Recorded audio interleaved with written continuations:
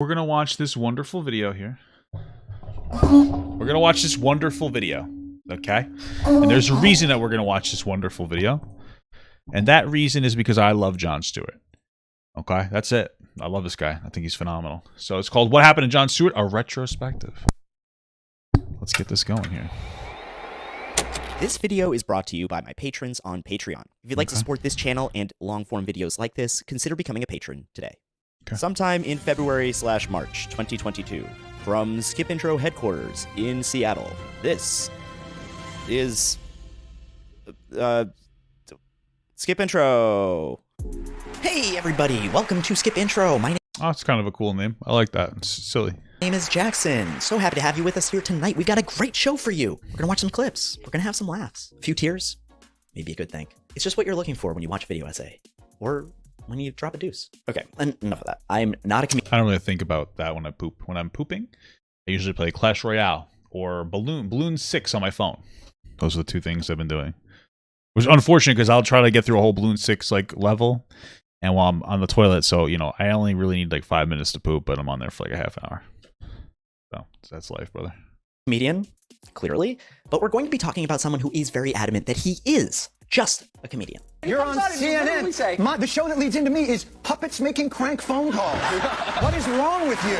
That's right, we're going to be talking about this guy, Jon Stewart, one of the most influential political commentators of the 21st century. Maybe you think I'm joking, because his show aired after Crank Yankers on Comedy Central, but I already told you I'm not a comedian, so obviously it's not a joke.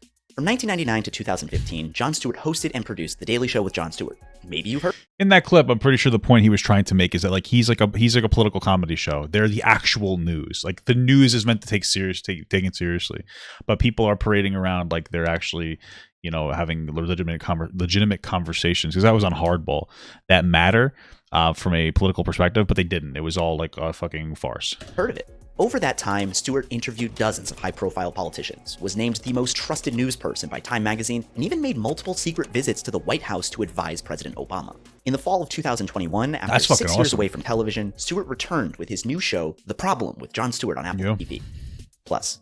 Apple TV Plus.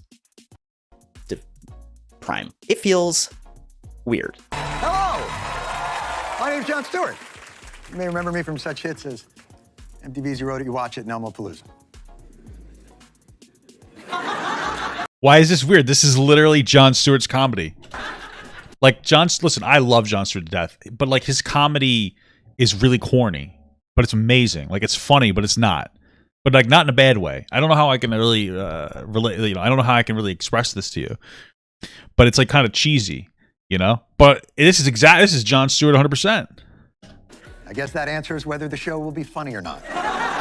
Like many liberal people my age, I grew up watching The Daily Show. My memories of Jon Stewart are filled with scathing. I actually got to Jon Stewart closer to like the end of his shit. I didn't really engage politically until a while after, and that's when I started to watch a lot of old Jon Stewart things. And I was like, wow, this guy's incredibly intelligent.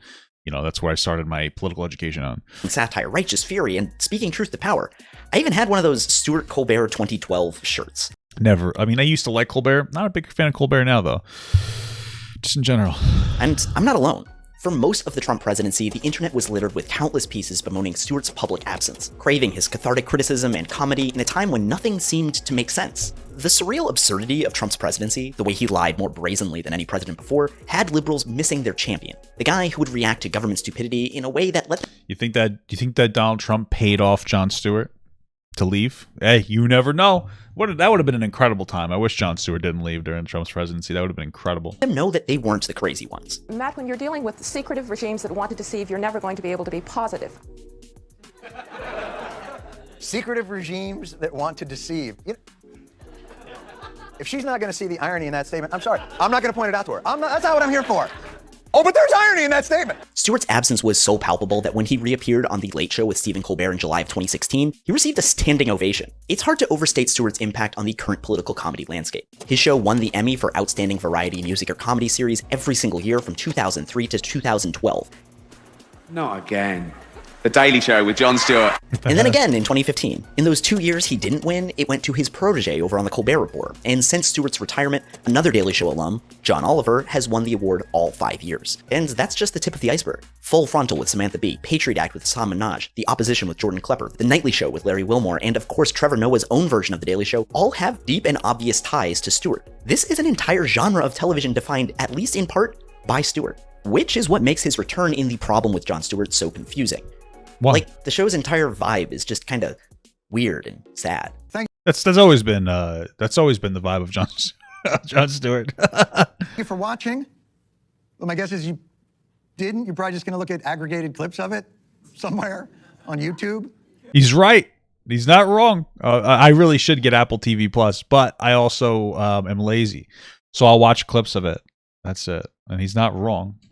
Now that Stewart has It's a little bit of a commentary on clip culture, you know? re-entered the public eye with his new show and its accompanying podcast, he's also ended up in the middle of several controversies, seemingly out of touch with the liberal base he championed for so long. He defended Dave Chappelle when he declared himself a TERF. Well, Dave Chappelle jokingly declared himself a TERF. Listen, here's the reality. Dave Chappelle is, we probably call him transphobic. He's not super educated on the depths of trans issues. He's also an old guy. You know, and he's well-meaning, and I think if you watch it, you can realize that. One of Jon Stewart's things that he's been consistent about is that, like, having conversations with people who are open to the conversation. So, yeah, like, Dave Chappelle, he has regressive views on, I would probably, like, the LGBTQ community, for sure, and that's something to criticize. But that doesn't invalidate him as a person at all. I know that Dave Chappelle and Jon Stewart have worked together when it comes to, you know, talk about BLM and spreading that particular social issue. And like, this is a conversation about intersectionality. And now, like, yeah, there is some regressive LGBTQ ideologies in general, anywhere in America, in some places, but there is a particular problem in the Black community. And like, that's a lot of Black LGBTQ members call it out. Yeah, well, so you say I don't think Dave Chappelle's transphobic. So when I say that, I don't mean that he's somebody that hates trans people. I think that he's somebody that doesn't understand trans people. Like, I saw on the spectrum of transphobia. He's ignorant to trans issues and shit like that. I don't think that he's particularly harmful. I think that he has, like, regressive ideologies. I don't think he hates trans people. So I'm going to clarify that. But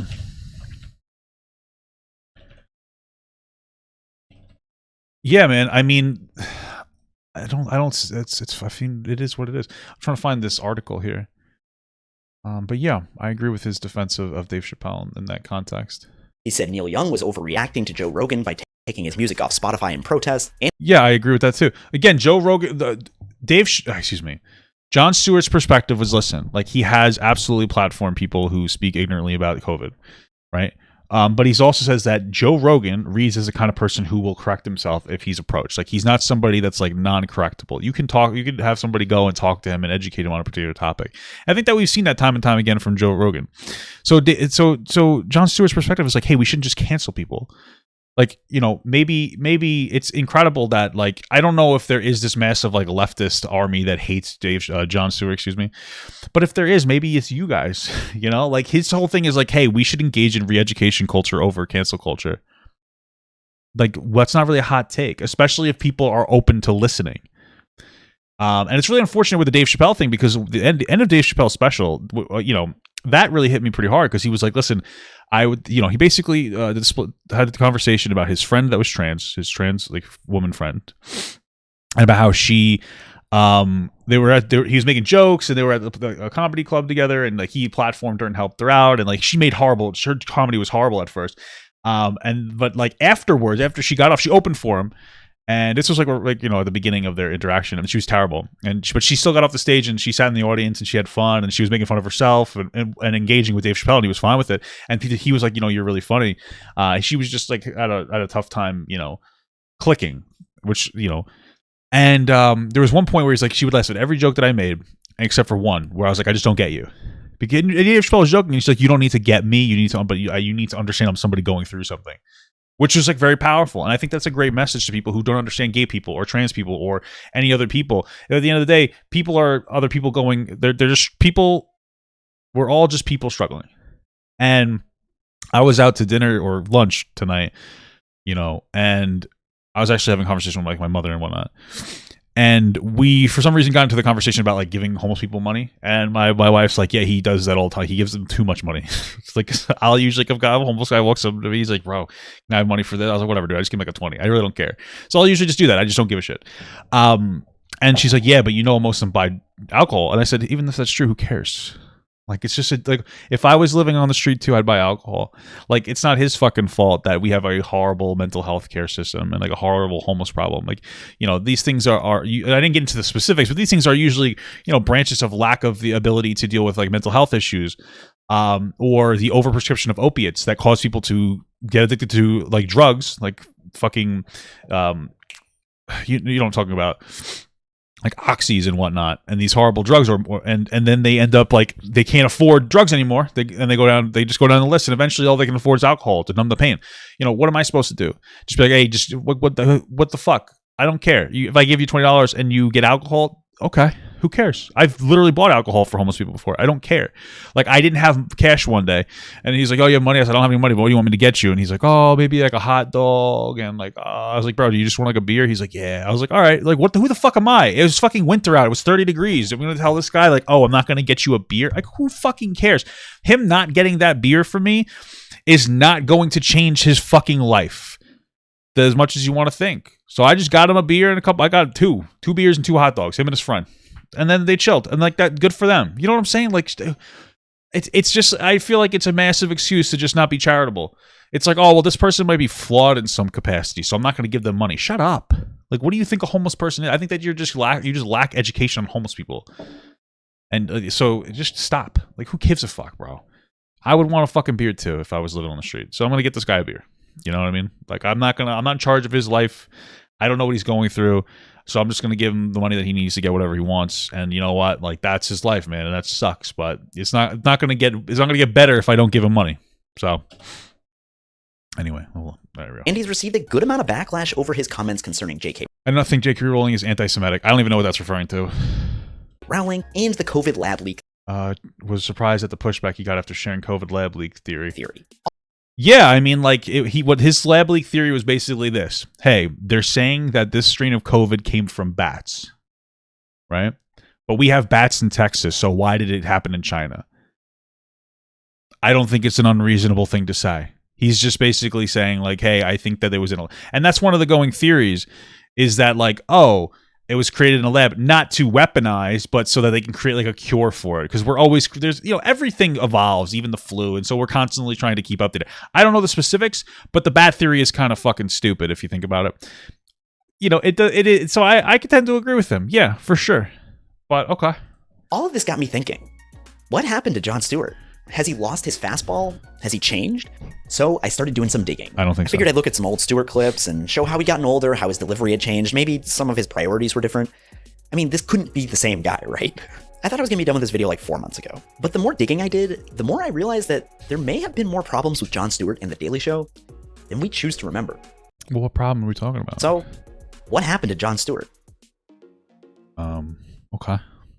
Let's talk about where Jon Stewart comes from and set the stage for The Daily Show's rise to popularity. Jon Stewart started his career as a stand-up comedian before transitioning into TV hosting. Most notably, Stewart became the host of The Jon Stewart Show, which was a pretty conventional 90s late-night talk show. College survey just taken claims that 50% of all women have pretended to enjoy sex. They're just pretending.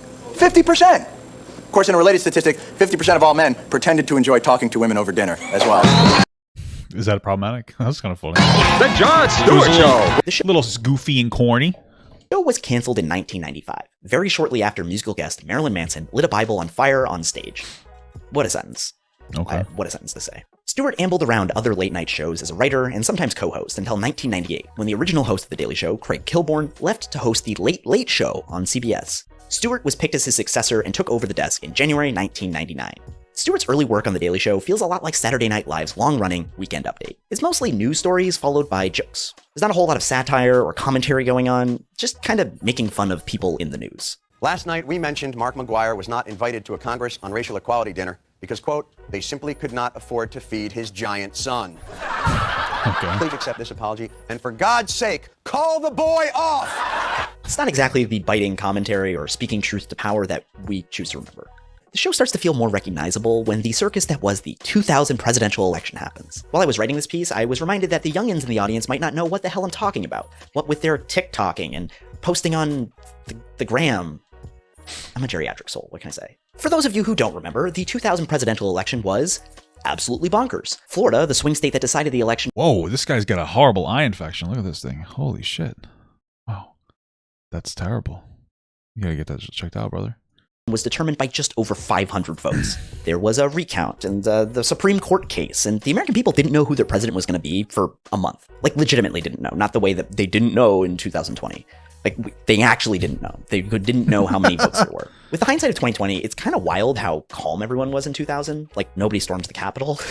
But that might have been because it just felt so patently absurd. But the photo finish that is the 2000 presidential election will ultimately be decided by Florida judges, dimpled chads, and the counting skills of part-time municipal employees.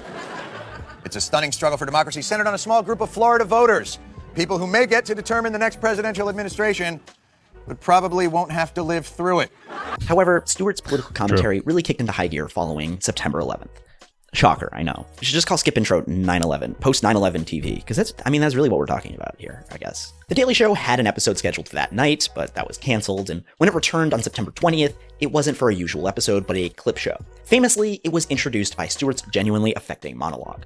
We've had an unenduring pain here, and unendurable pain.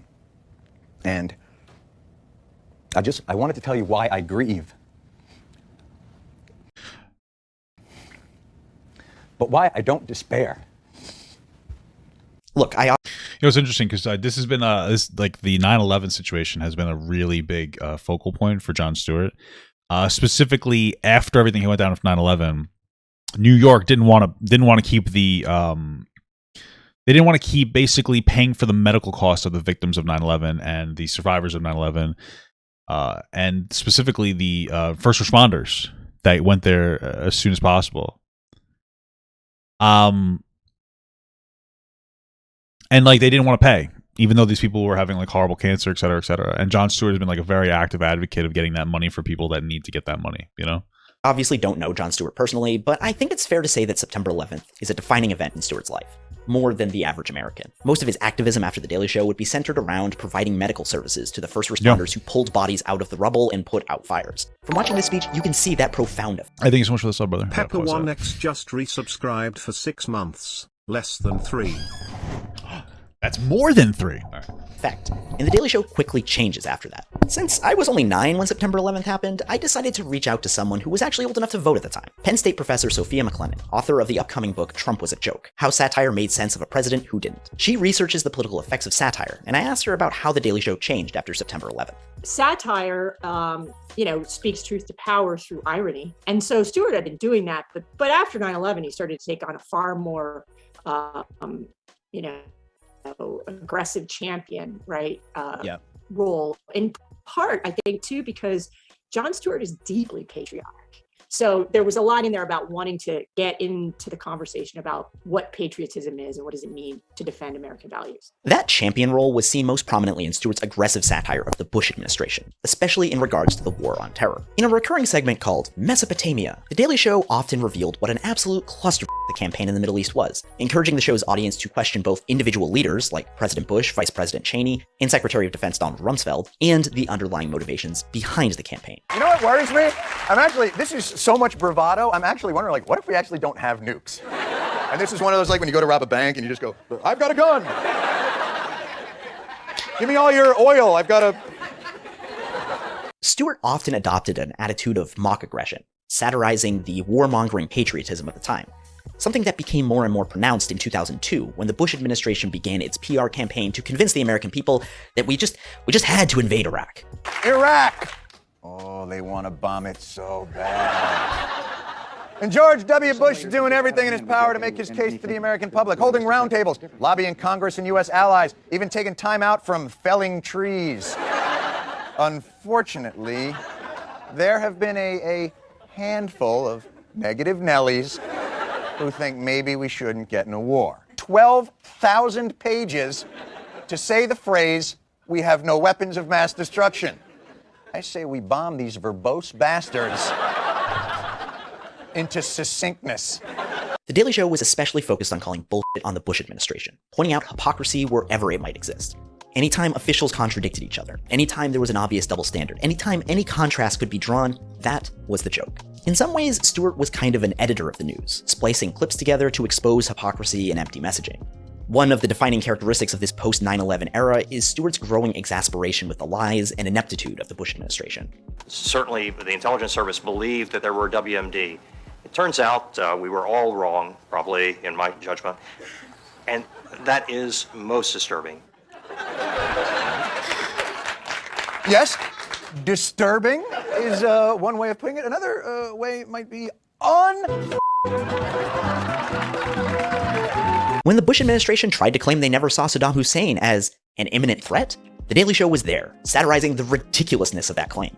In September of 2002, Bush said of Saddam, and I've got a quote here, he's a threat we must deal with as quickly as possible. Now, he's correct, the word imminent is not used in that. But those statements do convey a sense of certainty and perhaps urgency. Yes, John, out of context.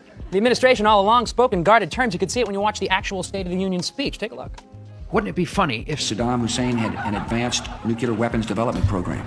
Take this with a grain of salt, but our intelligence officials estimate that Saddam Hussein had the materials to produce as much as 500 tons of sarin. Maybe. When the Bush administration claimed, oh my God, mission accomplished in Iraq, there was Stewart. Will the president acknowledge he was premature in making those remarks? Or will he boldly defend his administration's decision to raise that banner? The mission accomplished sign, of course, put up by the members of the USS Abraham Lincoln, saying that their mission was accomplished. Oh my God! He took the third option, saying it was the Navy's choice. I didn't know nothing to do it. When the Bush administration used the war on terror as a scare tactic to win elections, there was Stewart. This is people that want to come and kill your families. Matt, it's just you and me here. Matt, just for a second. Just for a second. Just picture your loved one's dead. Just do it for me. Just for, are you picturing it? Are you got it? Is it in your head? All right, now go vote. I find Stewart's coverage of the Bush administration's torture program to be some of his most cutting and versatile satire. He'd use it to expose how torture was a betrayal of democracy. Similar prisons can be found in Thailand, several nations in Eastern Europe. Wow, you know, they've only been democracies for a few years. Now they're already helping us subvert our own. They grow up so fast.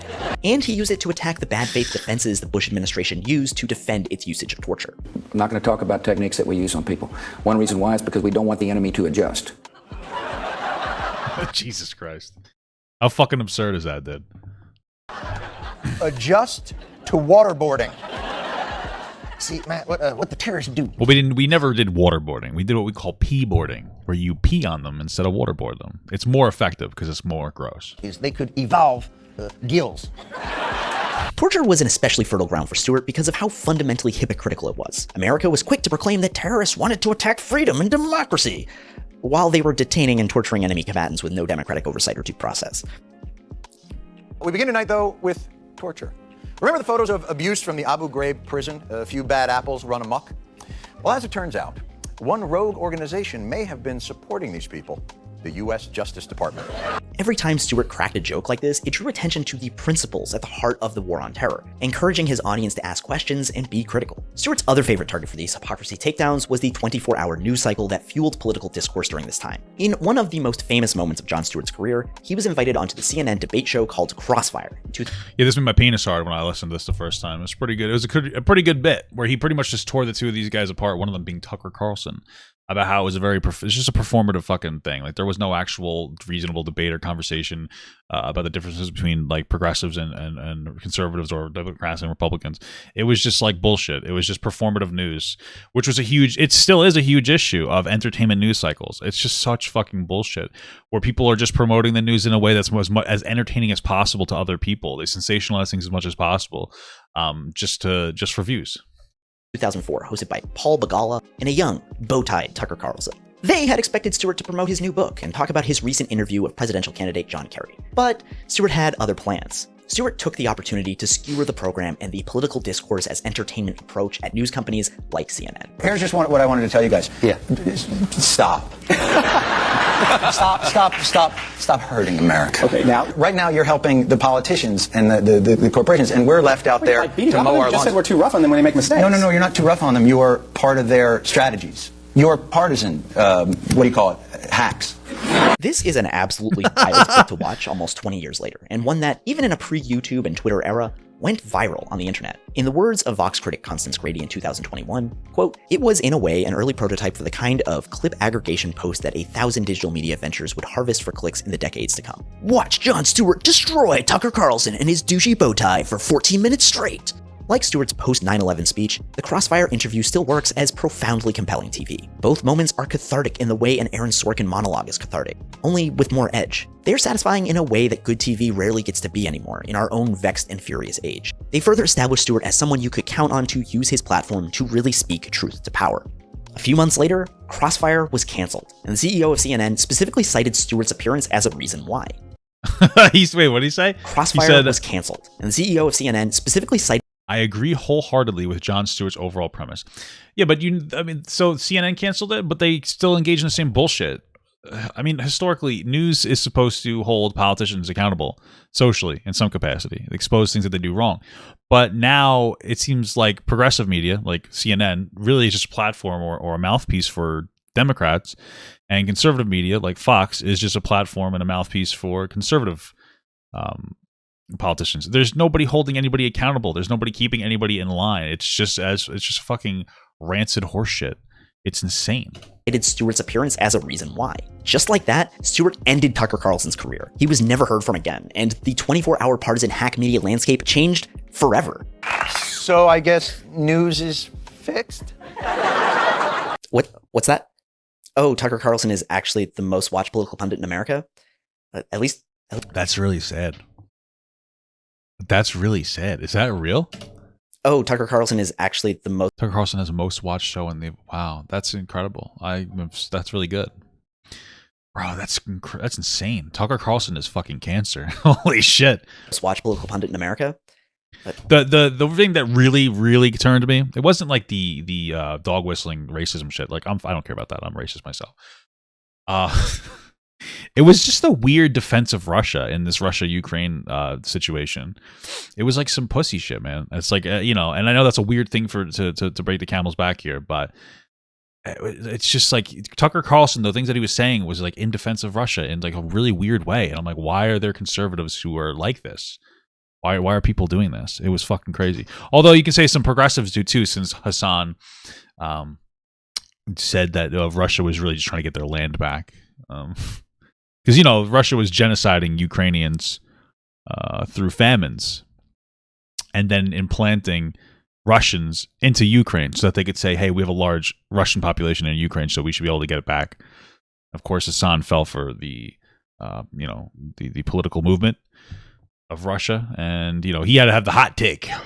He had the very shallow hot take. And listen, I'm not even going to say everybody's super educated on these things.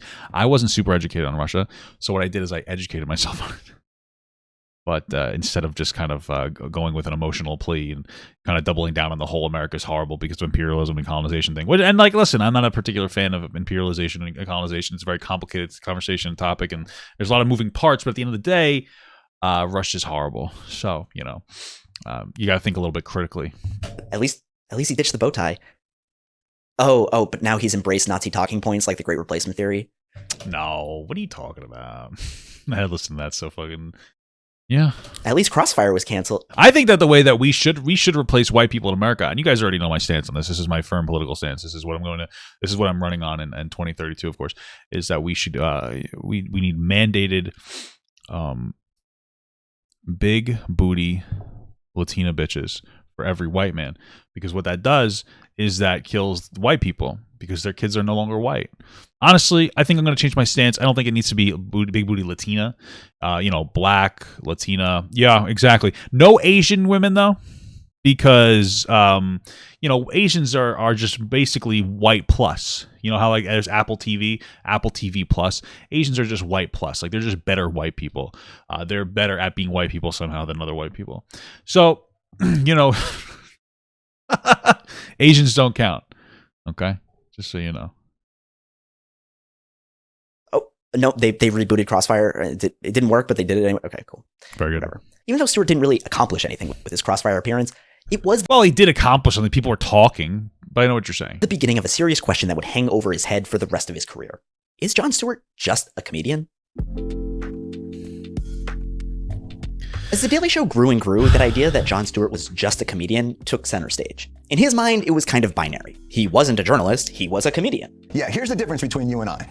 I'm a comedian first. My comedy is informed by an ideological background. There's no question about that. But the thing that you will never understand, and the thing that in some respects conservative activists will never understand, is that Hollywood, yeah, they're liberal, but that's not their primary motivating force. I'm not an activist. He had no obligation to ask hard-hitting questions. That was the role of real news people. If his satire made people think, that was great, but that wasn't necessarily his job. His job was to make comedy about things that mattered to him. If we have influence, it is peripheral. Yeah. And I don't imagine that people who watch the show are watching it to make up their minds in terms of who they think would best prosecute the war on terror. I think they watch to see who would maybe have the best jokes on the war on terror. But of course, I mean, that's probably not true. I think people enjoy Jon Stewart's comedic take or comedic perspective on things. Comedy historically, I think, has always been used as a way to call out people in authoritative positions. I think that Jon Stewart's motivation for this stuff is just because something bothers him, so he wants to talk about it in a way that's informative, quick, joking, of course, really just trying to communicate a message. Whereas, the what would you say? The mission statement of political news networks shouldn't be to be as divisive as possible. It should be to be as informative as possible. And that's the biggest issue, because there should be drastically higher expectations out of fucking CNN and Fox than Jon Stewart, and yet that doesn't seem to be the case because they're fucking garbage. I'm not saying that there aren't good aspects to CNN and Fox. There are some informative news channels on both, but it's not their flagship really. It's really just it just kind of exists, but the majority of it is fucking horseshit. I'm not really sure anyone believed this, even at the time, Stewart included. This is like a professional athlete claiming he probably did believe it. I just don't think he's right. I am not a role model. Like, you can say that, and I get that you didn't necessarily ask for that kind of responsibility, but it's not really up to you anymore. By 2007, a Pew Research poll revealed that Jon Stewart was among the most admired journalists in America, tied with Brian Williams, Tom Brokaw, Dan Rather, and Anderson Cooper. By 2009, he had passed them. A Time magazine online poll named him the most trusted anchor in news, netting 44% of the vote. Most trusted man in news. Stewart maintained that this was just a protest vote, like voting for Harambe in the 2016 election. His stance wasn't that it was so much a vote for him, so much as a vote against them. A lot of people may vote for me, but that's a protest vote. A lot of people would vote if D was a dildo rolled in glitter. People would vote for that. He's not necessarily wrong in some capacity. Like, yeah. Like, if there was like a dildo on there, people would vote for that. But I think that there are some people who are like, I don't even think that there's a single person who would have done that. No, I don't think anybody said like, I want to vote for this, but I don't like any of the real news people. Let's vote for the clown Jon Stewart. I think people were probably really just like, I love Jon Stewart. I honestly don't even think that there is anybody that was protest voting. Honestly, I don't think that that's even. I don't even think that there's a single person who protest voted Jon Stewart. I just don't think anybody's, because then your thought process would have to be like, oh, look at all these choices. Jon Stewart's a fucking joke. I'm going to vote for him. I don't think that's true at all. This explosion. Maybe if there was a best presidents list and Donald Trump won, then that might have been a funny protest vote. Because who the fuck would actually think he's the best president? Plenty of people, which is sad. In prestige came in concert with popularity and ratings. By 2007, The Daily Show had doubled its audience from 2002. And Stewart calling out hypocrisy was central to this popularity. I don't think it's a coincidence that The Daily Show rose in prominence and popularity during the biggest and most public lies of the Bush administration. Like a bad partner, the government was trying to gaslight the American people. No, we're definitely not doing any of that torture stuff. Actually, torture's really cool. I don't know what you're talking about. Trust Sounds like Aziz Ansari. me, they have weapons of mass destruction. They're going to kill us all. Look, I never said that the mission was accomplished. I said that the mission was going to be accomplished. Jon Stewart had the receipts, though, and he exposed these lies and how they cut to the heart of America's self-image. He was someone you could turn to when everything about the news was making you insane, and tell you No, you're not crazy. It's the whole situation that's crazy. Apparently, there were no weapons of mass destruction in Iraq, and their capabilities have been degraded, and they pretty much stopped trying anything in 98. And both the president and vice president have come out today in response to the findings and said that they clearly justify the invasion of Iraq. So some people look at a glass and see it as half full, and other people look at a glass and say that it's a dragon.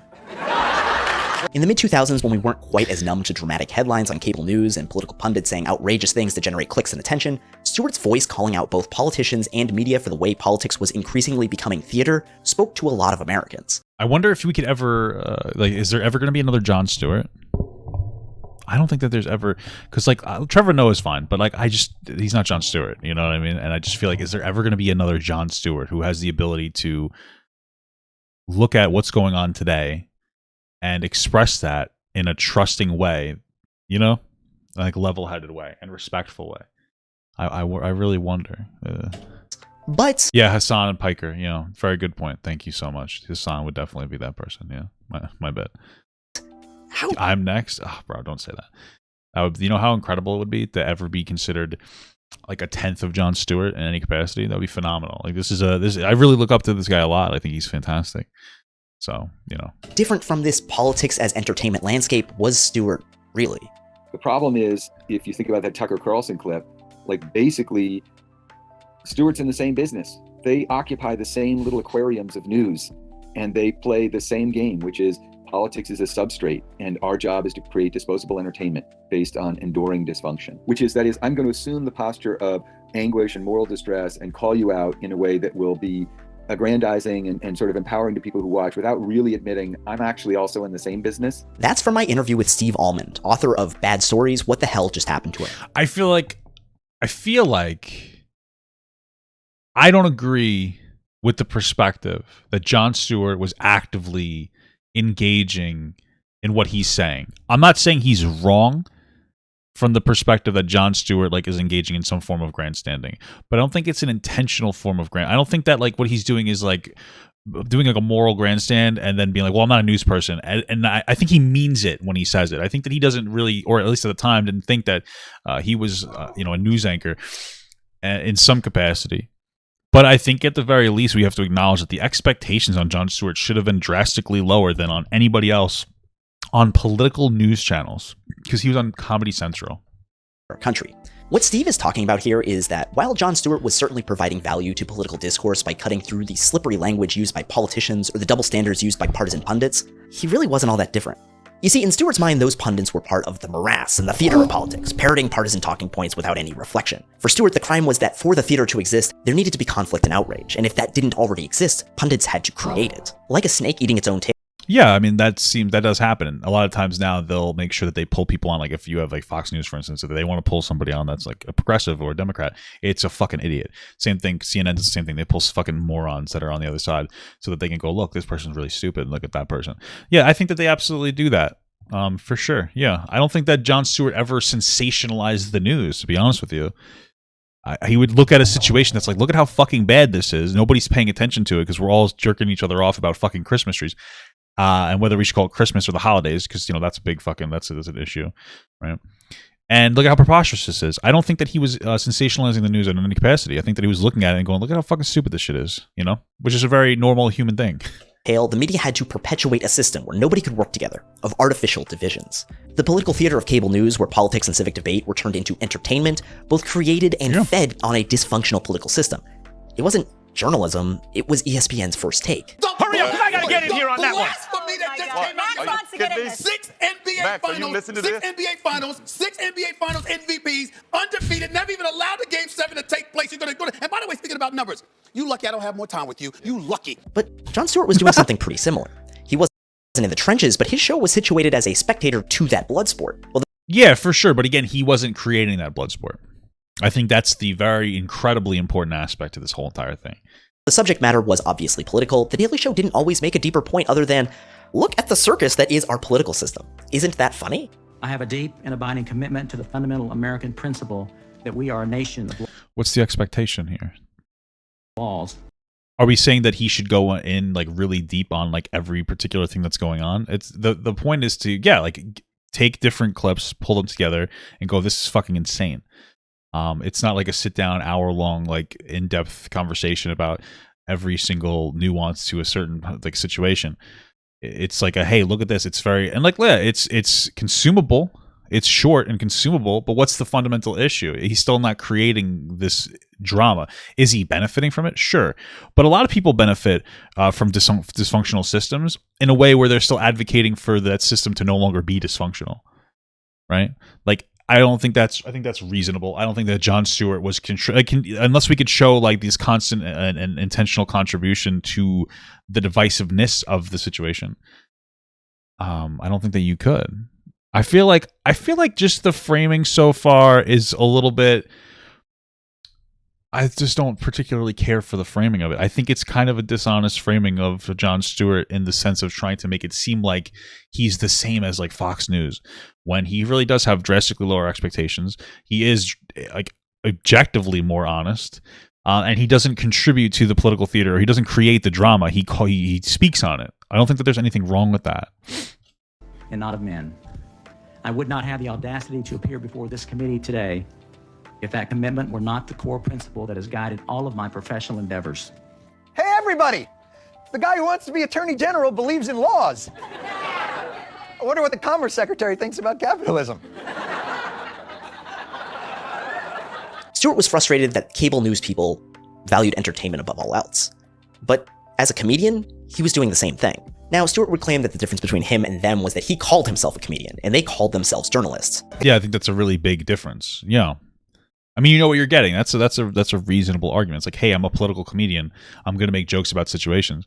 Whereas they're performing and pretending to give a shit about real conversation, and they're not. It's just all entertainment media, and they're promoting it as if it's not that thing. It's interesting to hear you talk about my responsibility to the, I didn't realize that, and maybe this explains quite a bit, the opportunity is that the news organizations look to Comedy Central for their cues on integrity. So when did I say to you, I'm only a comedian? I said I'm a comedian first. That's not only. Being a comedian is harder than what you do. What I do is much harder. I put material through a process, a comedic process. I don't just sit and narrate. But you are a political commentator. The comedy has a political... Some of it. This is pretty similar to the legal defense that Alex Jones and Tucker Carlson have used. I don't agree with that. I think it's just an argument about like, the standards that he should be held to versus like actual cable news that's horribly destroying the conversation around fucking everything. I feel like there's an unintentional downplaying of how caustic our performative media is. That they're not serious journalists, and no reasonable person would ever believe them when it comes to the news. This is Tucker Carlson on a serious like journalist platform. We're supposed to be. Hell, even Joe Rogan gave his version of this excuse when he platformed scientists who were spreading misinformation about the COVID vaccine. I do not know if they're right. I don't know, because I'm not a doctor, I'm not a scientist. I'm just a person who sits down and talks to people and has conversations with them. There's an argument there. Like, yeah, he does seem to pick out people who speak COVID misinformation and listen to them, and he's a little bit of a conspiracy theorist. But Joe Rogan also apologizes when he's wrong. And also, we haven't demonstrated a situation really where Jon Stewart was wrong. We've demonstrated situations where Jon Stewart has said, like, hey, I'm a or I'm a comedian first, so I shouldn't be held to the same standard. But it's not like he fucked up and used it as an excuse. Every single other thing that you brought up was a controversy with like Alex Jones, Joe Rogan, or Tucker Carlson, where they fucked something up. So far, Jon Stewart hasn't fucked anything up. He's simply calling out the performative media and the circus and how fucking caustic is. I don't really like the framing of this too much. Okay. A responsibility that comes with a large platform, especially when the subject matter is political. Your main goal can be to entertain, but if people are treating your content as the news because, well, you're talking about the news, then you have a duty to either nut up or shut up. Okay, but like, at what point did Jon Stewart do a bad thing when it came to the way that he projected the news? So far, there has been zero expectation of what he should say, zero criticism of how he's saying it or what he should say. There's no criticism other than Jon Stewart says, I shouldn't be held to a higher standard.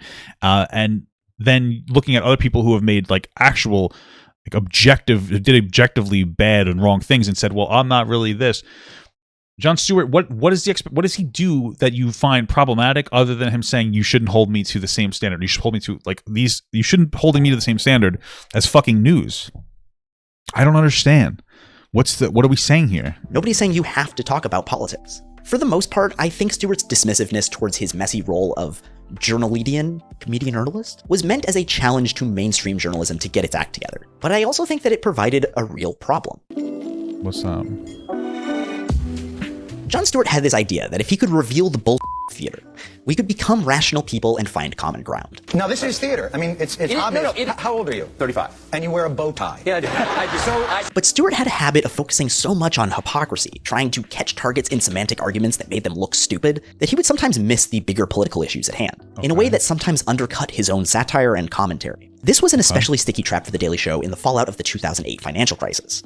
Again, for the youths out there, here's a quick refresher. The United States economy crashed in 2008 due to a cascading series of mortgage defaults. Turns out that our entire financial system had been built on top of these surefire bets, but because of corporate greed and a corrupt friendship between bankers and the regulators, the integrity of these loans had eroded. When enough of these surefire bets defaulted, they caused a chain reaction. People lost jobs, their homes were foreclosed, and the Great Recession kicked off. It was a cluster.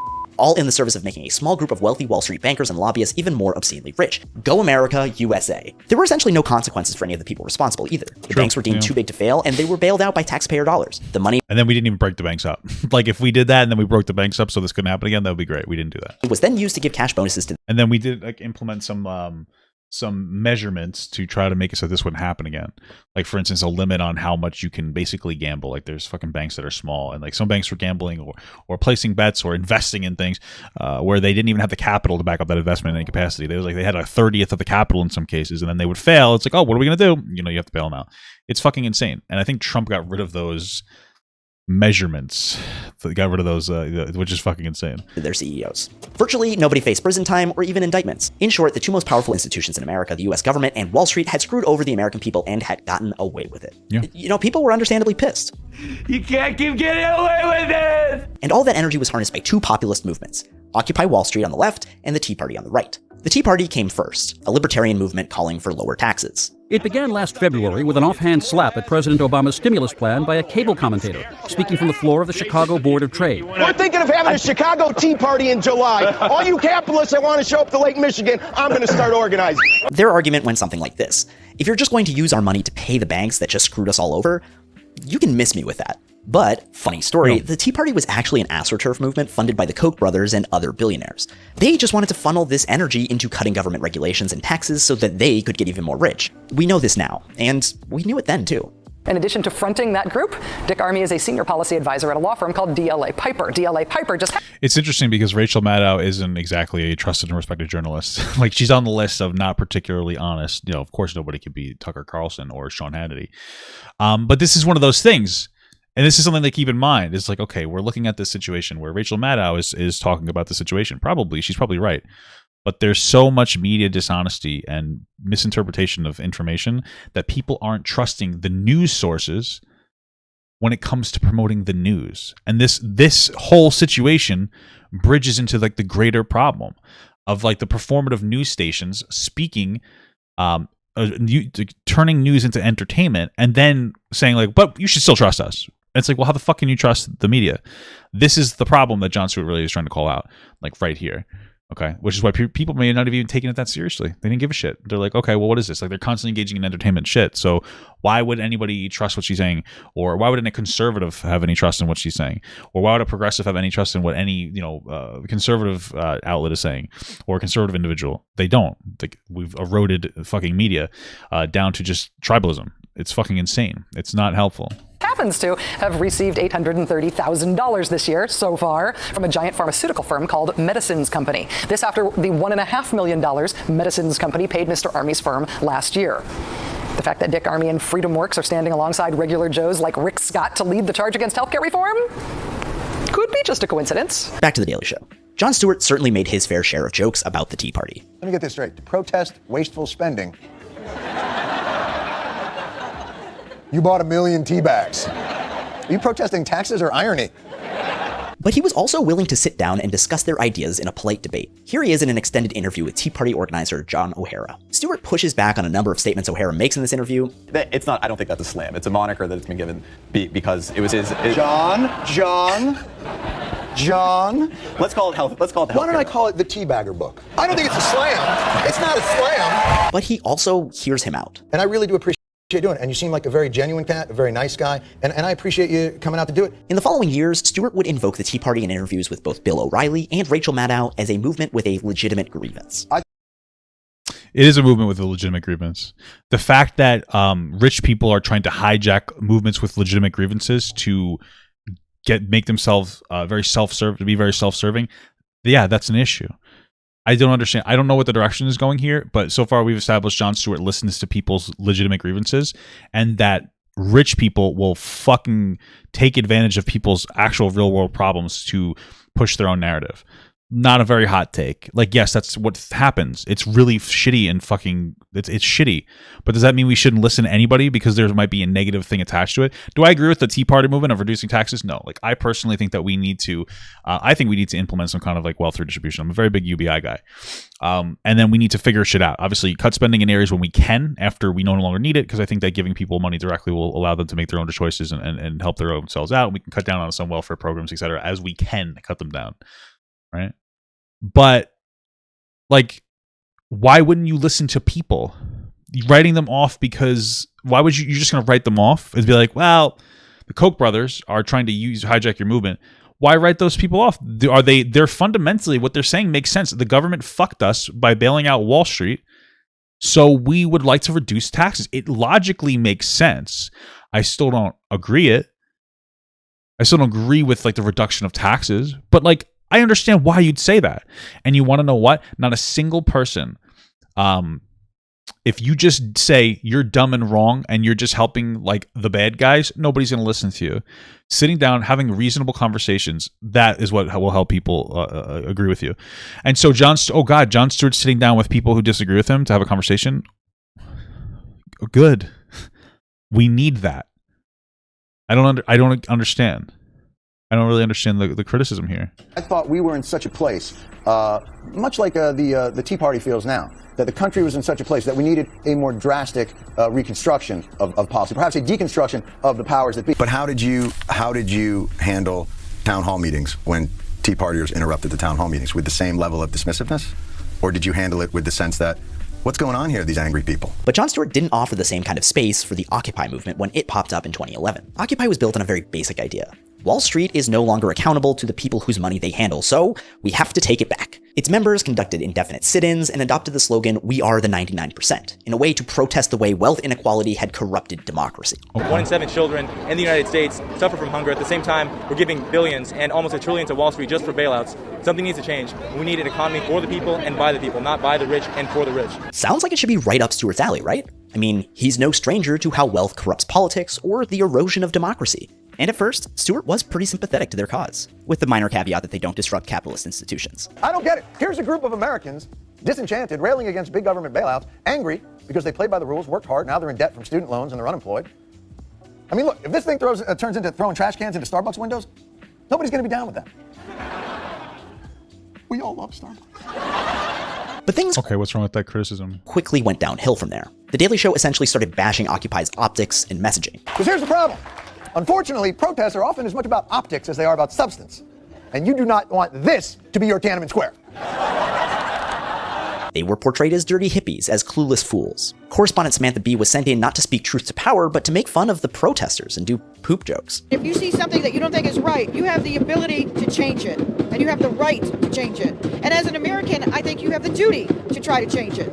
Speaking of duty, where is everyone around here pooping? Sometimes The Daily Show would walk up to the substance of Occupy's message about wealth inequality and capitalism, only to avoid a deeper joke in favor of the easy one. Bobby has to go to the bathroom, and he is going to buy something in your establishment so that he can justify using your washroom like a regular customer. So, look at all I actually don't have any money. Oh, for sake, fine. Like, there's a really interesting satire and social commentary just asking to be made here, right? Why is everything commodified? Why do we have to have money to use the bathroom on the same street that just received a massive government bailout because they were so greedy that it caused a global economic recession? Usually keep out homeless people, you know. Seems ripe for some good satire about capitalism, right? But instead, the joke is just this. Mic check! Mic check! The human microphone! The human microphone! While well-intentioned! While well-intentioned! Is incredibly annoying! Is incredibly annoying! And embodies everything! Embodies everything! That people find for... I mean, I think that the general criticism, the difference in criticism here is, one, Occupy Wall Street doesn't seem to have doesn't really seem to have too much of like a guiding statement. Like what is Tea Party movement? Like we should reduce taxes because the government's shit. We'll also occupy Wall Street. We need to fix the systems. It's a little more broad, and also it's specifically people who are like actively protesting. There's always areas of people protesting like incorrectly. There's an unfortunate aspect of people who protest like this also not working. And people tend to look down on people like that. It's one of the realities, whether you want to hear it or not, is people tend to look at people who protest. Okay, let me try to figure this out, the right way to say this. People tend to respect other people who work and live within the system criticizing it rather than ones who don't really live in the same system, right? So for instance, I used to have a guy when I worked, like when I was a manager of the bus company. And we were like, I was like the manager of the cleaning crew. And he worked a 40-hour job and then he worked another 20 hours. And so when he complained about how hard it is to live, I listened. When you have like kids online who are maybe in college and they don't work, or maybe they work a part-time job while going to school full-time, and like full-time school is like 20 hours a week at like a community college, complaining about the system, I don't take them as seriously. You might say that that's wrong, but that's kind of the energy that's going on. Like, yeah, you shouldn't disrupt everything that's going on, like in general. Like, I understand that you shouldn't really be fucking destroying things, or, and I'm not saying you got as violent, but that's the way that people see it. You respect somebody who is doing their best to actually succeed rather than the people who are bitching without actually having like much skin in the game and actually like pushing themselves into it. So that's probably why they took that stance. Okay. It is what it is. Like, I understand it, and if you could protest all day, you probably don't have a job. And I know that that's shitty, but I tend to respect people more when they work than when they don't work, because it shows that like you're doing your shit and you're trying to handle your shit. It's just difficult to do so rather than somebody who isn't handling their shit. Frustrating about movements like this. You see, for The Daily Show, the number one target always had to be messaging. And I think there's definitely a place for that kind of critique. I think it's good to point out the lies and hypocrisy of elected officials who say one thing to get your vote and do another once they're in power. I think it's good to point out how partisan media generates moral panics over issues they would support if their side was doing the same thing. But I also think that there's a drawback here. The Daily Show's fixation on messaging caused them to dismiss the reasons and mission behind Occupy, while giving time and space to the Tea Party. Stewart would talk about the unfairness of the financial crisis, but by focusing his jokes on the messaging and optics of Occupy, he didn't engage with the material conditions they were reacting to. The way our system, the capitalist system, is set up, I think, inevitably eliminates the middle class. You know what my favorite part of that point is? You don't have crazy tattoos all over your face. The irony... that was basically...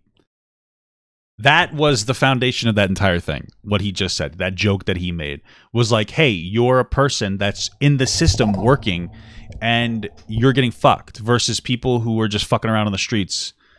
That's pretty much exactly what I was saying before. I don't think it's an unreasonable criticism to say that like they should have covered the specifics more. Then again, I don't know if they do. I guess I'd have to. I don't remember. I didn't really watch it enough. But based on the way that the information is presented here, it makes me feel like you might be leaving part of the story out. Is that of these two populist movements, only one was actually populist. Also, the Tea Party movement, I believe, is like a political party, or they're trying to make it a political party. Was there an Occupy Wall Street political party? How much were the actual participants taking themselves seriously? You have the Tea Party movement was an actual or trying to establish itself as a political party. Did we have like an Occupy Wall Street movement that was trying to be established in some capacity? I guess that's something Bernie Sanders pushed. To an extent, like Bernie Sanders kind of had his like democratic socialist take, and I'm pretty sure Jon Stewart agreed with that democratic socialist take. It's just that the way that they were advocating for what they were saying wasn't particularly great. So, yeah, The Daily Show picked the wrong one. In my opinion, all of the sort of mainstream satire at the time failed Occupy, and I think it's interesting because there were a couple. This is one of those things, like Occupy Wall Street. Like, what was the part? I'm just saying, like, there was no. It didn't seem to be much organization around the idea. It just seemed like flailing. So, what are you going to galvanize around? Tea Party had a party, actual political party, to galvanize around the point of like reducing taxes. The Occupy Wall Street was kind of just a movement that existed of a bunch of independent people, which is great, but it didn't have any direction. And if you have a directionless movement, like what's your next step going to be without a representative? It seemed like more chaotic movement. And so like if there was an established reasonable movement by we say equitable individuals, like I think that it maybe would have done better. And I think that Bernie Sanders was able to look at that and take that onto himself for sure. And he created a movement that I think is decent. Like, I like Bernie Sanders. I don't agree with everything that he wants to implement. I'm more of a yang ganger. But yeah, I mean, you have to have a direction. A couple of reasons why. One, because it was really easy to make fun of Occupy. You know, from just a pure comedy. So remember, there were 100%. No argument there. There were certainly times when Stewart's number one interest was just to be a comedian. And if you could bring, and in fact, I remember Colbert having a couple of Occupy folks in on an interview, and he just made them look like total idiots. He'd say, well, wait, so what are your goals? Gangbanger. You know, easy stuff to just make, you know, people seem disorganized when the movement was intentionally disorganized. There was just so much low-hanging fruit with Occupy. It was an abstract and decentralized... To just make, you know, people seem disorganized when the movement was intentionally disorganized. There was just... Well, that's not a good thing. You have an intentionally disorganized movement. Then, like, here. So much low-hanging fruit with Occupy. It was an abstract and decentralized movement, voicing frustration with a system of government-sponsored fraud. Yeah, and that was the same. That is the exact same classification of the Tea Party movement, except the Tea Party movement took themselves seriously. And I think that there is a level here of saying Jon Stewart should clean up, he should be Jon Stewart, who fundamentally agrees that we got fucked. He should personalize or take the movement and personalize it for himself and identify with the movement, and he should become the leader. Like, what's your expectation here? You had a less organized movement full of people, so it didn't take off, and it was made a joke out of because it was a lot of people who were kind of a joke in some capacity. Not their struggles, but the way that they expressed that struggle, especially to a lot of like hardworking middle-class Americans.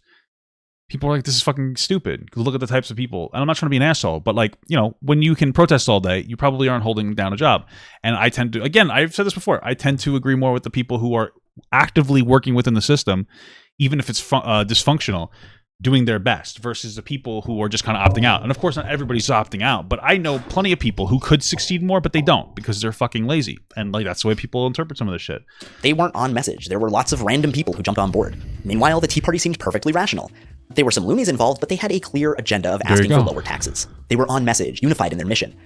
You know, mostly because they were an AstroTurf movement funded by the ultra-wealthy who wanted to lower their own taxes. And I think that this is the same problem with much of his hypocrisy baiting. It could point the Daily Show's audience at messaging rather than political context. Yeah, and in Jon Stewart's defense, he sometimes would go to the underlying substance, but very, very often he didn't. You know, very often he did this sort of mugging to the camera, like, look at this thing that they said, and then they did the opposite thing. And I think that that was fine enough for a while, but I think eventually that kind of wore thin. We love this idea of hypocrisy gotchism. It's like this weird brain tick, because what it does is it prevents us from being introspective. And it prevents us of having to like question our first principles and question what we believe. Because if everyone's a hypocrite, if everyone's full of shit, if everyone's a phony, then we don't have to think about anything. I think that the difference in the way Stewart looked at the Occupy and Tea Party movements exposes his worldview, something I'm going to call the appeal to rationality. The appeal to rationality is very simple. It's that the theater and language of politics obscure the truth. In his mind, the differences between Americans and political ideologies were more artificial than real. And if Stewart could just clean up the messaging, expose the lies, and remove all the bullshit, we could have honest, rational conversations, and we could all just get along. In the words of Vox's Constance Grady again, his position, quote, belies the unstated and deeply idealistic tenet of liberalism. If you can make it clear enough that those who have power are lying to those who don't, you will have an effect. You state your case in the marketplace of ideas, and if you do it well enough, people will buy your idea and discard the old bad ones. While Jon Stewart definitely supported a number of progressive policies, this is a deeply... Like all of them? Yeah. Yeah, because I've seen him talk to like Bill O'Reilly. He supports like every progressive policy. I think universal healthcare, et cetera, et cetera. So, which is an advocation for like wealth redistribution. That's an advocation towards fixing the system in a guided way, right? And I think that's one of the things too, is like when you belong to a particular political movement or you identify more with a political, like the Occupy Wall Street was a more progressive movement. Progressives are probably, they tend to be more aggressive against other progressives in their movement. They're like, you're not doing this the right way, kind of a thing, you know? Yeah, I mean, the infighting happens a lot. And like, yeah, there's an issue specifically with progressives who have infighting, sure. So you could argue that Jon Stewart's irresponsible in that capacity. A centrist perspective, one that casts left and right as opposite but equal forces. Jon Stewart's appeal to rationality was a merger of two concepts that make up the center-left ideology, radical centrism and a smug perspective. To see what I mean, let's actually rewind the clock a year before the Occupy movement, to 2010, when Stewart and Stephen Colbert held a rally in Washington, D.C. It was called the Rally to Restore Sanity and/or Fear. We live in troubled times with real people facing very real problems. Problems that have real if imperfect, solutions that I believe 70 to 80% of our population could agree to try and could ultimately live with. Unfortunately, the conversation and process is controlled by the other 15 to 20%. But why don't we hear from these 70 to 80%ers? Well, most likely because you have to do. Yeah. But that ends tonight. For tonight, I announce the Rally to Restore Sanity. The rally itself was a joke, a parody of the Restoring Honor rally thrown by rising Fox News megastar Glenn Beck. Beck's rally promised to, get this, restore honor to America. What does that mean? I have no idea, but Albert Pujols was there because he was promised it wouldn't be political? Stewart had been having a field day with Glenn Beck on The Daily Show, mocking his conspiracy theory blackboards and pseudo-intellectual affect. And this was just too juicy to pass up. However, the rally to restore sanity wasn't without its own message. As Stewart described it to Larry King, it is a visceral expression of a people fed up with the reflection that they are shown of themselves as a divided people. 200,000 people showed up in Washington, D.C. for the rally. I remember 18-year-old me thinking real hard about buying a bus ticket myself. Everything about the assembly was a parody of a rally, not really arguing for or against any policies or structures, just kind of asking, hey guys, can't we all get along? Yeah, why is that a problem? It's a little ironic that you talk about what is this chapter called? The need to believe bullshit. Talking about being a leftist and being smug at the same time. But isn't that you just being smug and memeing a very real thing? Like, hey, can we all just get along? I don't like this from a lot of people in politics. They meme a position that they can't really defend. I fucking hate it. It's so much. It's the same argument when people are like, hey, Hassan, I think it's kind of hypocritical that you call out Amazon so much and talk about how it's a shitty company, but then you take an exclusivity contract with Amazon when it comes to your platform on Twitch, because Twitch is a subsidiary of Amazon. And what does he say? So I can't work? I can't work? It's a memeing thing. It's very annoying. Like, yeah, this idea, you memeing that argument, saying like, oh, we should just get along. What you're saying is that we can't do that. Why can't we become less politically divided? Why can't there be a movement that focuses very heavily on like having conversations and coming back together? Why is that so ineffective to you? And why are you actively advocating against that thing by just, satirizing or making a joke out of Jon Stewart's very real perspective of like, we are all people that live together. There is studies that even suggest that political affiliations are somewhat biological in some capacity. We're people that need to live together. We all support the infrastructure, so we should have conversations with each other. I find it really bizarre and frustrating that you're shitting on that ideology when people tend to gravitate towards people who reflect that ideology. People gravitated towards Jon Stewart because people are tired, like Jon Stewart said, the reflection of what we are rather than what we are. We're not all as divided as we seem, but that's the way it's portrayed, and it contributes to the political divide. People like Jon Stewart, people gravitate to him. People like Andrew Yang. People who sit down and say, like, let's cut through the bullshit. Let's get to the source of the problem. Why is that a movement to meme? I don't like that. And even before, he made the whole centrist argument. Like, yeah, there are centrists who intentionally fence sit and be like, yeah, everybody's the same. Nazis and people want free college. They're the same. Not all people are like that. Some people are just more like midline politically affiliated or they identify in that capacity, right? So there are people, like we say, more center people that talk about, like, hey, like myself, I think it's a great idea to work towards some kind of universal healthcare. But I'm not the guy that would get rid of the private healthcare system right off the bat, because that could be toxic. That could be a system shock. So I'd say, like, hey, let's implement like a private or a public plan, and let's see if we could phase out private insurance, or maybe private insurance will find its way a place in there. But I don't understand the memeing. Many attendees carried signs that parroted Stewart's moderate stance. Here's one that reads, what do we want? Moderation. When do we want it? In a reasonable time frame. Here's another one. I may not agree with you, but I'm sure you are not Hitler. And of course, protest signs are an ineffectual means of communicating my nuanced views on a variety of issues that cannot be reduced to a simple, pithy slogan. I think I'm actually going to hire that guy to do my video thumbnails. At the end of the rally, Stewart gave a speech where he allowed himself to get serious for a minute. We work together to get things done every damn day. That's true.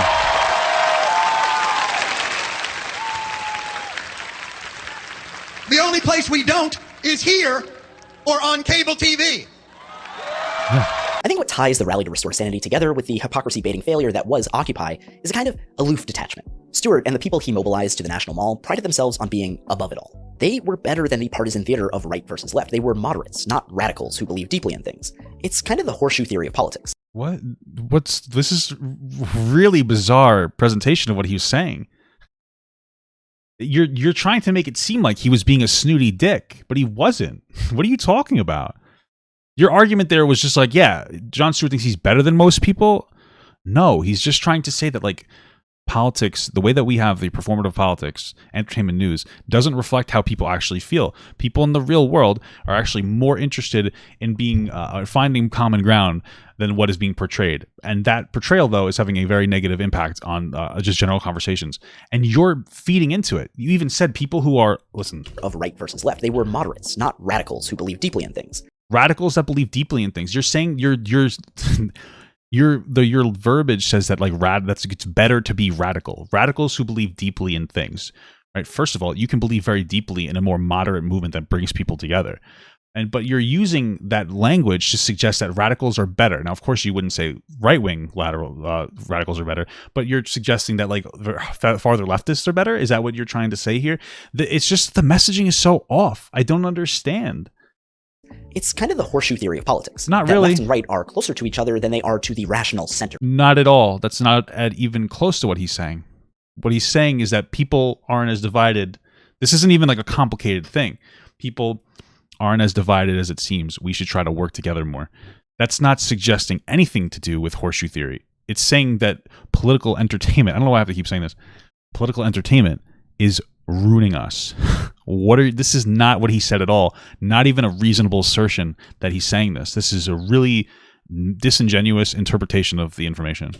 Of the political spectrum. Americans live their lives more as people that are just a little bit late for something they have to do. Often something they do not want to do, but they do it. Impossible things every day that are only made possible through the little reasonable compromises we all make. But the median between two ideas isn't necessarily fair just because it's in the middle. Who cares? Who claimed that? I mean, really, what? I don't even, what you're saying isn't a thing that matters. We all make. But the median between two ideas isn't necessarily fair just because it's in the middle. Who cares? That doesn't matter. What you're saying doesn't matter whatsoever. When it comes down to it, finding middle common ground where both parties are a little bit satisfied, but then they're also both not really satisfied, that's what a compromise is. Two or different groups of people getting some of what they want, but not all of it. That's how you make change. Radical change really isn't going to happen. So, let's make progressive, reasonable change where it's okay, I'm uncomfortable with this idea, but give me time to adjust. What is this? This doesn't matter. I'm honestly who cares about what you just said doesn't matter. I don't understand. And I brought up my healthcare argument before about a reasonable way towards universal healthcare. Maintain a private option and a public option for people who can't afford it, and then maybe we can have a shift. Nobody would be happy with. I mean, some people would. I would. But extremists on the left and right wouldn't be happy about that because right-wingers don't usually want universal healthcare. Left-wingers usually want to destroy the private option. This is called compromise. Okay? This is what we call compromise. Okay. If you say the sky is blue and I say the sky is yellow, that doesn't mean the correct answer is that the sky is green. That's dumb. What you're saying is dumb. I don't understand. There's a difference between objective facts and ideologies and the way that you want to run society. There's a fundamental difference between saying hey, this color is this color, and which is objectively untrue, versus saying hey, I think we should run society like this versus this, and say, well, what's the common ground? Let's meet in the middle. This is a dishonest representation of all of your information. We just sat through 40 minutes of an entire, really very subtle, poor faith interpretation of Jon Stewart just to come to this point where we're just incredibly disingenuous. It was a waste to watch this far. Aloof detachment abdicates the responsibility of taking a side and defending it, content to paint all those noisy dissidents with the same crazy brush. None of this is a reasonable. Oh my God, this isn't even a reasonable painting of Jon Stewart. He's just saying people should get together and talk more so that we can come to common ground on solutions that more people are open to than our political discourse pretends we would be. A lot of conservatives are actually more open to some kind of a public option for people as long as they get to maintain a private option for themselves. But we don't see that, right? We have this idea that all conservatives hate abortion. I think it's over 75% of people are pro-choice in some capacity. Even conservatives, they just aren't personally pro-choice, but they societally understand things. But the way that the media represents all this information is that somehow not a single conservative is okay with abortion. what this is. I mean, I don't understand how this is either incredibly dishonest or you're just not interpreting the information the right way.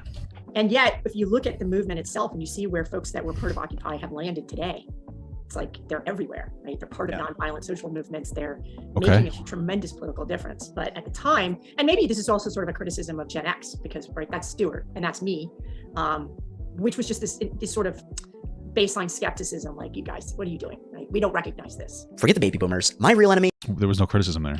is Gen X. I'm declaring war on you, Gen X. I'm coming for you. This is the beginning of something much larger. This is a topic large enough to deserve its own video. So if you want to see that, make sure to share, like, and subscribe. But there's an undercurrent in a lot of Gen X comedy that goes something like this. Yeah, caring's cool, but you don't want to care too much, then you look crazy. To care too much, to be radical, is to be unreasonable. You can see this in all sorts of comedy from Gen X. South Park pokes fun at everyone, but the joke isn't necessarily what these people believe, but that they are so devoted to beliefs. When they satirized Al Gore in 2006, they substituted climate change for an absurdist boogeyman man-bear-pig and made fun of Gore's dedication. Well, I'm here to tell you now, Man-Bear-Pig is very real, and he most certainly exists. I'm serial. Man-Bear-Pig doesn't care who you are or what you've done. Man-Bear-Pig simply wants to get you. I'm super serial. Dan Harmon has made a career out of this. Community implied that caring about anything was simply a performance. What does it have to do with Jon Stewart? He doesn't say that caring about anything is a performance. What are you talking about? This is filler. This video could have ended 10 minutes ago. What are you talking about? This doesn't matter. You're trying to make the assertion that Gen X, you're running with this theory, but you have to pin onto Jon Stewart that he thinks that people that feel strongly about things are stupid. That's not what he's saying. Because clearly people who felt strongly about the Tea Party movement, he didn't call them shitty. He's like, I understand why they're doing this, right? The Occupy Wall Street movement wasn't about people just feeling strongly about something. It was about people that, like, they were disorganized and they just weren't they're doing activism in a way that I would say makes the most sense. You're just not making an argument at this point. Britta adopted causes to seem woke, and even Jeff Wehner's cynicism was just to make him seem cool. Do you know that he called me a hipster? Hipster! I mean, do hipsters walk around wearing $300 jeans from Italy? Look, I can already hear you Harmonites click-clacking on your keyboards telling me I just don't get his big, beautiful brain. Yeah, I know that there's a little more nuance to Dan Harmon here, but again, that's for another video. This is only the beginning of my war on Gen X. My point here is that Jon Stewart, like many Gen X comedians, bristled at looking like he cared too much. He fucking cried about 9/11. What are you talking about? What are you saying? Are the absurd people Stewart... Jon Stewart went on to Hardball, or Crossfire, excuse me, and he shit on it because he cared a lot. What are you talking about? He can't become one. It's this cynicism, the belief that caring that much makes you an unserious fanatic or bad faith political actor. You just simply can't apply that to Jon Stewart. You just a bad interpretation. That drove Stewart. Okay. Stewart used hypocrisy baiting and focused on semantics in order to poke holes in that posturing, to expose the theater of it all. But it leaves no room for actual belief. If your product is just flogging... What are you talking about? You've literally said Jon Stewart has belief. Hypocrisy and making people laugh about it, then the opposite of your product is idealism and somebody trying to, like, it's that war between that deep need to believe and the deep need to believe that the need to believe is bullshit. Steve believes Stewart's hypocrisy baiting has a lot in common with something writer David Foster Wallace observed way back in 2000 when he shadowed the John McCain campaign. Foster Wallace described, quote, a very American sort of confusion, a sort of interior war between your deep need to believe and your deep belief that the need to believe is bullshit, that there's nothing left anywhere but salesmen. Okay. And I think that I agree that this interior war is something we can see in Stewart's ideology. And I think it's part of I just disagree. I don't think so. I just disagree with you. What made The Daily Show resonate so strongly. There was and still is a deep skepticism amongst liberals and the political left that American politics can produce a functioning government. Anyone can see that it's theater, that things from political everything. Politicians and pundits are just hypocritical salesmen. They break promises, they contradict each other, and they shamelessly brand talking points as the spin zone. Those things are true. Yeah, okay. But that doesn't mean, okay. After the debates, where do you guys head to right afterward? Home. No, Spin Alley. What are you talking about? I mean, at these debates? Yeah, you go to Spin Alley, the place called Spin Alley. Now, don't you think that for people watching at home, that's kind of a drag, that you're literally walking to a place called Deception Lane? Americans, despite all evidence to the contrary, aren't dumb. We can tell that they're lying. So having Stewart lay out very clear examples of how they were lying scratched a very definite itch. The Daily Show turned that demoralizing experience into absurdist theater. Saturday marked the second anniversary of the invasion of Iraq by coalition forces. The second anniversary, so many memories. As you know, the country was secured a scant 3 weeks later, and the 98 weeks since then have been one long victory celebration. The good times. Oh, remember that explosion? That was a good one. Oh, that explosion. Oh, and that guy. Oh, good times. And they said it wouldn't last. Seriously. They said it wouldn't last. I don't understand. You're showing Jon Stewart calling out this war that it never should have happened. Are you trying to say that he's only calling it out because George Bush believed too heavily in the war? George Bush lied to engage us in this war. What's the argument? I actually think there's a pretty strong parallel to be drawn between The Daily Show and The Soup, a clip show hosted by Joel McHale that focused primarily on pop culture, local TV news, and reality TV on me. They'd play a clip, cut to McHale, who would make a face while the audience laughed at the absurdity of the clip, and then he'd hit you with a joke. Two Asian girls over there, and they're nodding their heads. They're nodding their heads laughing. They're saying it was funny. You thought it was funny? I love you. There you go. All right. You see, she doesn't hate Asian people. She just let two of them into her studio to agree with her. The joke on the soup was always the absurdity of pop culture. Yeah, I mean, if you look into that deeper meaning, basically what they're saying is just because you have two tokens of a particular group doesn't mean that that's reflective of the entire group. I'm not understanding. Okay, there's a parallel between the way that somebody that covers drama versus the way someone covers politics operates. Okay. What do you want me to tell you? You're a video essayist. There are other video essayists who don't cover politics that do things as well, like drama, and they might do the thing similar to you. But there's supposed to be some kind of like a subtextual argument that because the soup isn't really the soup shouldn't really be taken that seriously because there's a drama thing. So fuck drama, and this by association, fuck Jon Stewart. This is weird. Culture performance. And the joke on The Daily Show was always the absurdity of political performance. I don't disagree that political theater is absurd, but beneath it all, there is a material impact. Political policy affects people's lives. It can create or destroy a social safety net, raise or lower taxes, expand or restrict voting power, etc., etc. There's a million things. What's your Politics point? isn't just reality TV for ugly people. At its worst, That's not what he's saying. Oh my god. Let me listen to that again for a second. beneath it all, there is a material impact. Political policy affects people's lives. It can create or destroy a social safety net, raise or lower taxes, expand or restrict voting power, etc., etc. There's a million things. Politics isn't just reality TV for ugly people. At its worst, this styling of comedy could be seen as nihilistic therapy. I'm very confused about the argument you're trying to make. He's trying to make the argument that since Jon Stewart calls out the performative display that is our political theater, because he calls that out, he's downplaying the impact of policy? That's just... No. Jon Stewart went on a fucking rampage that you showed us about how we agree on things more than other people think, so we should come together, try to push out the fog of the performative political theater and get things done. Because he agrees that policy matters. This has ended horribly. This ending makes no fucking sense to me. Well, it's all bullshit anyway, so who cares? That's not at all what he's trying to say. I was really into the first half of the video. What are you talking? You think that Jon Stewart doesn't care? Okay. And for me, this was the fundamental misstep of the rally to restore sanity. Its attendants focused so intently on laughing at the absurdist theater of politics and congratulating themselves for being above it all that it was totally removed from reality. No, it wasn't. It just wasn't. I'm just to disagree. I think that there's a really good message in talking about like uniting people to find common ground because we're all fucking Americans. I don't really know what else to say. Days before the rally to restore sanity, John Boehner, the soon-to-be Speaker of the House, said this about President Obama's agenda. Quote, "We're going to do everything, and I mean everything we can do, to kill it, stop it, slow it down, whatever we can." Minority Leader Mitch McConnell told National Journal, quote, "The single most important thing we want to achieve is for President Obama to be a one-term president." In the words of Alex Shepard, writing Yeah, and Jon Stewart constantly talk about that. Retrospective for the New Republic in 2019, quote, "The idea that the left has enemies who must be roundly defeated remains too gauche for many Democrats. That disdain for political combat is all on display at the rally to restore sanity, but coated with smug condescension. It's elaborate political theater that nominally appeals to better angels, but really signals that the liberals are smarter and gentler than conservatives, and that deep down, the rest of the country agrees with them." I don't get that at all. I get that most people are more moderately minded and need to come together. That's it. Most people are more like moderately minded. Most people fall in like center left, center right. Most people are more moderate. And like what Jon Stewart literally said and what you showed us was like, hey, we agree on more things than the political theater tells us. We should try to cut through that fog and come to solutions. I just disagree with all these quotes from people that you looked at. Because you could probably find like 100-to-1 quotes of people being like, yeah, Jon Stewart's poggers. You know? Like, I mean, this just seems like a dishonest framing. Just over a week after the rally, Democrats were crushed in the midterms, breaking their supermajority. Over the rest of Obama's presidency, Republicans would hold a record-setting number of filibusters, obstructing as much as they possibly could and grinding the federal government to a halt. I remember your march. I think it was against insanity or something along those lines. Yeah, we won. Well, and this is the issue with Stewart's hyperfixation on hypocrisy and messaging, his appeal to rationality. When it came time to stake his claim and commit to the ideas beneath that partisan theater, Stewart couldn't do it. All he had was a belief that liberal politics were rational, that radical centrism was the default. Those wackos in Occupy Wall Street, they've just been warped by the theater of us versus them. Once we all realize that we're Americans, moderate liberal politics are sure to be the only reasonable choice that everyone can get behind. You may lack the theatrical flair necessary for today's 24-hour-a-day, 7-day-a-week news media. You may have an assault rifle, but don't think it's appropriate to bring to a rally.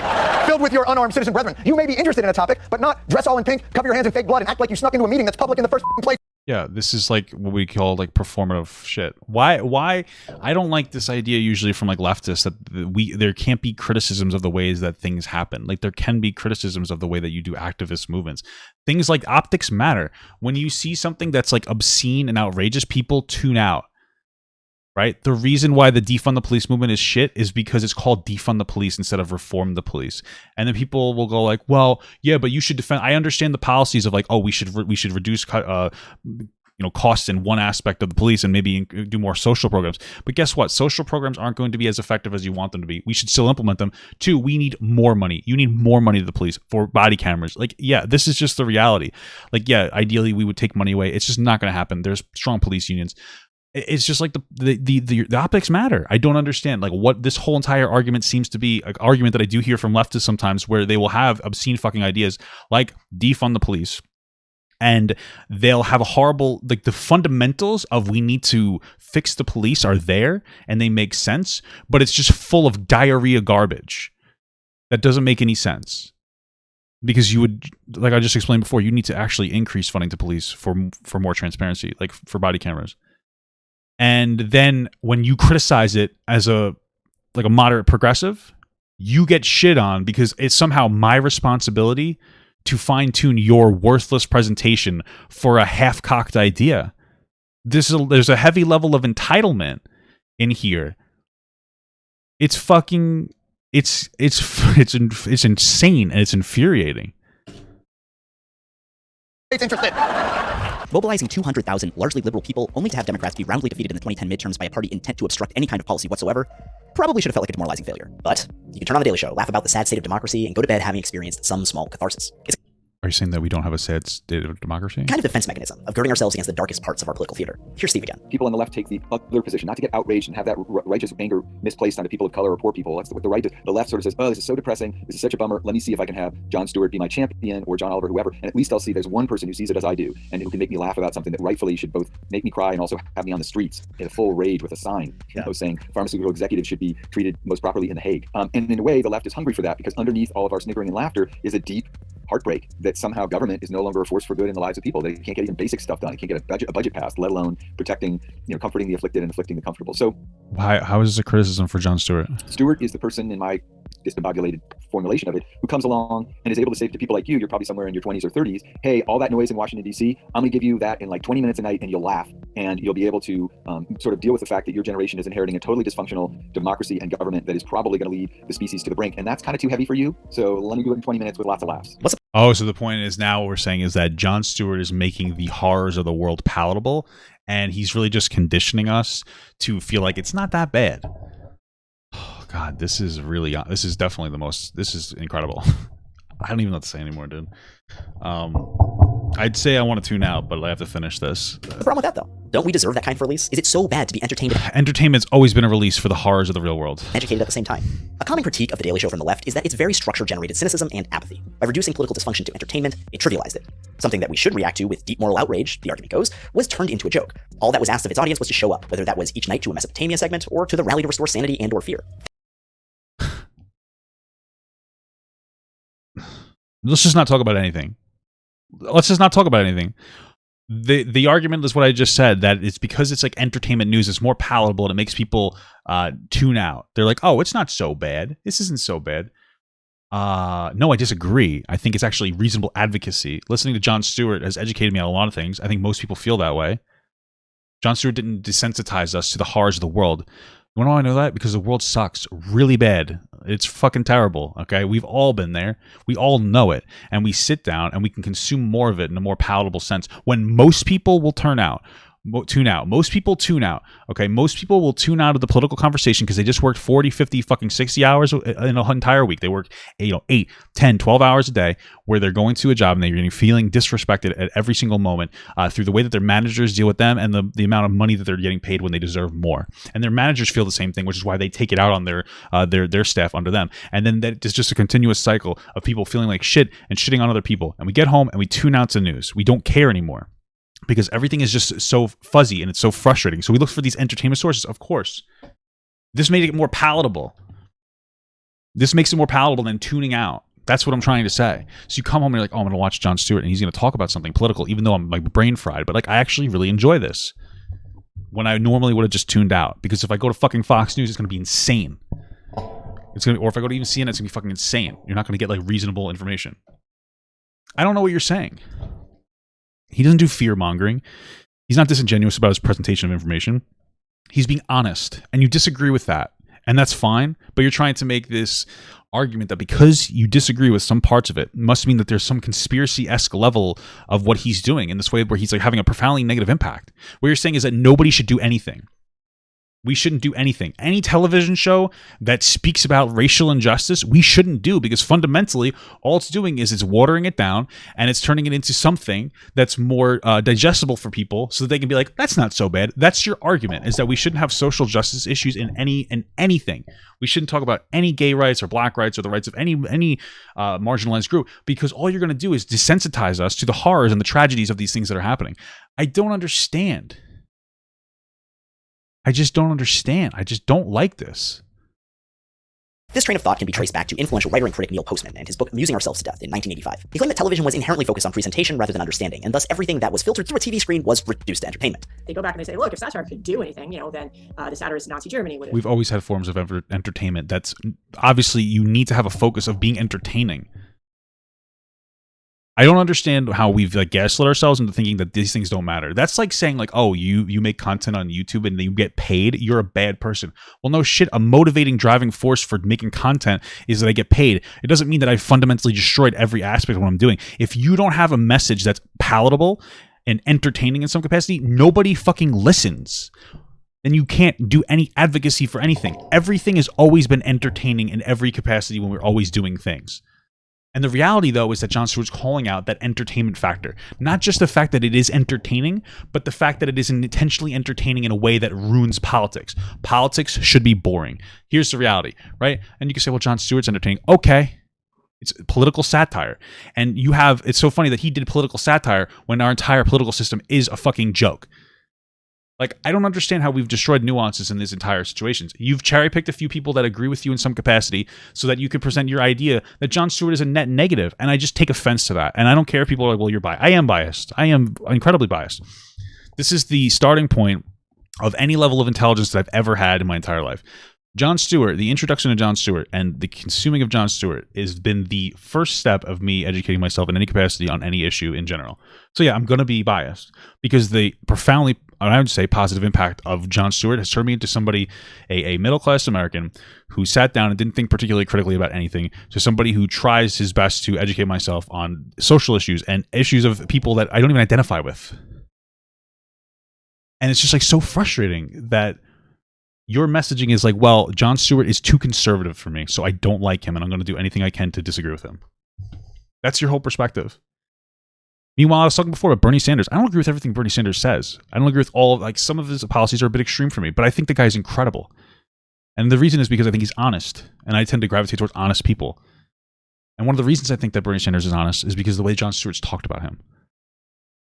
And it's just this insane idea that, again, that this individual is engaging in this divisive area where because you dislike somebody because they don't agree with you in a particular way, it means that person has to be so flawed we have to write what I would consider a fucking hit piece against them.